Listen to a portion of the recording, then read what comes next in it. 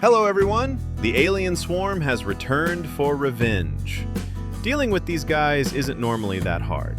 But what if I have to survive 99 nights completely alone in the angry forest, rescue all 4 missing children, and face off against this alien horde all at the same time? This is the story of my survival. As usual, I'll be playing solo against this alien threat. But to make this survival run a bit more interesting, I'm locking in hard mode to activate the angry forest. Hopefully, things won't get too ugly. For those who don't know, you always spawn into the game with a piece of coal. This makes crafting a level 1 campfire a breeze. I've already located the holding cell of the first child, but it's probably best to upgrade my campfire to level 3 first. Basic chests are super important in the early game. They can drop some really useful items. And look at that! I just pulled a good axe! Absolute massive W for day 1. I found the altar to activate the angry forest, but it looks like I don't need to pull the lever because selecting hard mode automatically activates it. I stumbled upon 2 more pieces of coal, which is exactly what I need to max out the fire to level 3. Ugh, I completely forgot where the children are being held. I'll come back for them once I craft a map. For now, I found a house. This place is a gold mine because of all the chairs inside, which will yield a ton of wood scraps. On the first night, I upgraded my crafting bench to level 2, crafted 2 beds to fast forward through the 99 nights quicker, and made some essential survival gear: a map, a sundial, and a compass. On day 2, RNG wasn't on my side, and I had a rough time hunting for a bunny foot. Thank goodness, there it is! I traded it with the pelt trader for a better sack.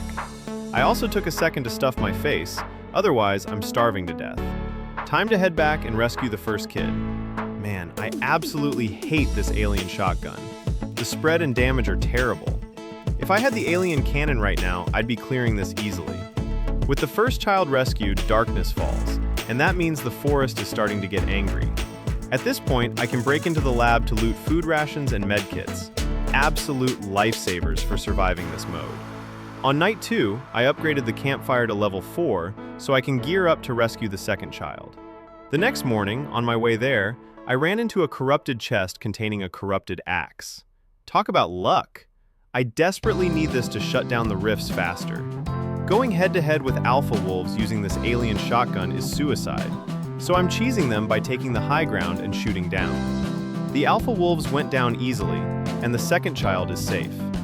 Since it's still early, I'm using my detector to track down the first rift. Luckily, this rift spawns corrupted trees. Thanks to my corrupted axe, I can chop them down effortlessly to calm the rift down. The alien swarm is starting to breach. I took a quick detour to stoke the campfire and craft another bed. Meanwhile, another rift has torn open. This survival run is about to get brutal.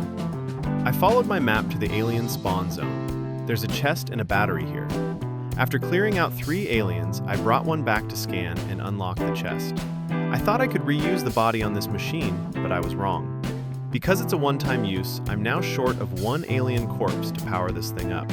I found the Stronghold! I'll come back when the gates open. Tonight, I have to defend against the cultists. Because the forest is enraged, my first wave throws 3 cultists at me, but they're light work. I'm still short of 2 batteries to power up the UFO. I quickly crafted a biofuel processor to make campfire maintenance a bit less painful. The next day, I pinged the signal to find the second rift. It's another corrupted tree rift, but I got completely screwed over. Some trees spawned outside the boundary where I can't chop them, meaning I can't suppress the rift.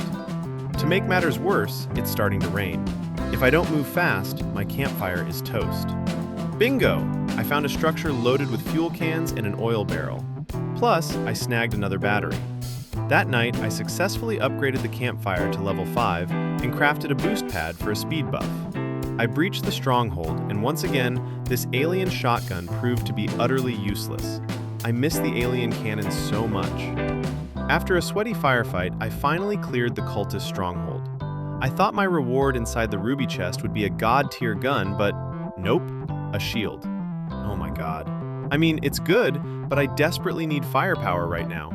By the time I finished the Stronghold, night had already fallen. I booked it back to base, chopped some wood, and slotted the 4th battery into the UFO. The next day, I went back to check on the second rift and, oh boy, it was completely enraged. Massive corrupted trees had sprouted everywhere, including a giant one. But thanks to my corrupted axe, I managed to keep it under control. Luckily, I spotted the holding cell for the third child nearby. Say it with me now, this alien shotgun is absolute garbage. It took me way too long to kite and kill 2 giant bears, but child number 3 is rescued. That night, the cultist raids hit the campfire hard.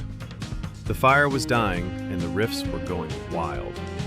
The following day, I went around trying to calm the rifts, but the forest was completely overgrown. Before I could clear them all, my hunger bar hit rock bottom, the fire was fading, and night was falling fast.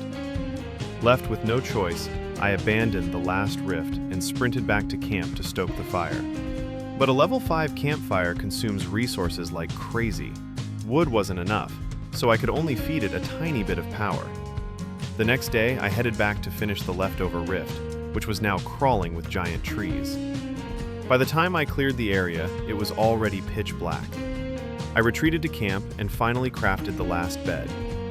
The day after that, I went to clear the remaining alien outpost to find the final battery. Lady Luck smiled on me because I found another corrupted chest containing the corrupted thorn body armor. Now I have solid damage reduction, which is a game changer. The cultist waves came back even thicker and stronger. After wiping them out, my character was starving and I was completely out of rations. I crafted a crock pot, grabbed a few carrots, and whipped up some soup to solve my hunger problem. Finally, I slotted the last battery into the UFO and it roared back to life. However, before boarding the UFO, I needed to overcharge the campfire so it wouldn't die out, and patch up the rifts to buy myself some time before they enraged again. Fortune favored me once more as I stumbled upon another corrupted chest, which dropped a corrupted shotgun. I had 1 bowl of soup left in reserve, but the campfire was still low on energy. Whatever, I decided to board the UFO anyway, a choice that almost cost me the entire run. I cleared the aliens inside cleanly, pushed deeper into the rooms, and found a laser cannon in the main chest of the final room. But right before I could unlock the pantry for food, it suddenly started pouring rain, and my campfire went completely out. What? The angry deer can spawn inside the UFO if the campfire dies? Oh no. I genuinely thought my run was dead right then and there. I bolted back to the forest, but it kept hunting me. That night was a literal living nightmare. By some miracle, I survived until morning, and the deer retreated. I relighted the campfire, but it was still critically low. After that, I sneaked back into the UFO to grab the food rations. The next night, a massive, buffed horde of cultists laid siege to the campfire. But this time, I had the laser cannon. I realized that the alien food rations actually recharged the laser cannon's ammo. That is absolutely broken. The cultist horde got completely vaporized. The next day, I went on a sweep to chop down the corrupted trees and calm the rifts before they could trigger any negative status effects. And just like that, I successfully survived 99 nights in the angry forest against the alien invasion. But wait, it's not over yet. The last child hasn't been saved. The following day, I went on a massive resource run to gather enough fuel to max out the campfire to its absolute limit so I could unlock the final child rescue. I didn't keep the kid waiting long. With the laser cannon in my hands, I absolutely shredded the bears guarding him. That night, the cultists made one final push, but they stood 0 chance against my current gear. And with that, every single objective is complete. That's going to wrap it up for today's video. If you enjoyed this run, please hit that like and subscribe button to support the channel for more awesome survival content. See ya!